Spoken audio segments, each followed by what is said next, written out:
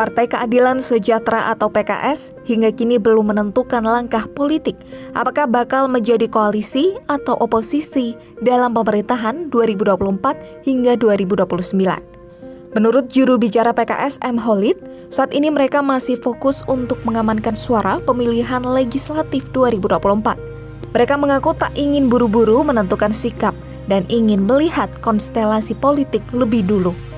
Namun begitu, keputusan PKS menjadi bagian koalisi maupun oposisi pemerintah akan dirembuk dalam musyawarah Majelis Syuro PKS. Holid meminta publik bersabar terkait sikap PKS ke depannya.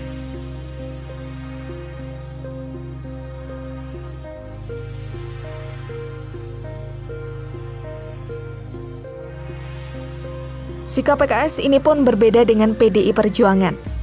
Sekjen PDIP Hasto Kristianto menegaskan partainya siap menjadi oposisi di luar pemerintahan dan parlemen untuk menjalankan tugas check and balance. Hasto mengatakan, berkaca pada periode kedua pemerintahan Presiden Joko Widodo, kekuasaan yang terpusat memunculkan kemampuan untuk melakukan manipulasi, sehingga dibutuhkan check and balance. Jadi, di dalam konstitusi kita bukan sistem parlementer, tidak ada istilah oposisi. Dari pengalaman PDI Perjuangan 2004-2009, posisi saat itu 2004-2009 adalah berada di luar pemerintah. Ini adalah sistem pemerintahan yang kita bangun.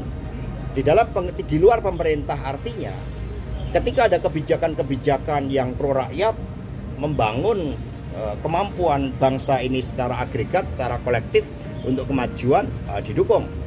Tetapi ketika ada yang berbeda, misalnya impor beras yang merugikan kepentingan petani, nah di situ menyampaikan suatu sikapnya. Nah, terhadap sikap-sikap politik itu tentu saja belum tahapannya ke sana, karena tahapan saat ini adalah mencermati seluruh proses rekapitulasi penghitungan suara dari KPU yang nantinya akan dijadikan sebagai basis pengambilan keputusan terkait dengan penetapan pasangan calon terpilih. Berdasarkan hasil hitung cepat atau quick count berbagai lembaga survei, pasangan yang diusung PKS itu kalah suara dari Prabowo Subianto Gibran Rakabuming Raka.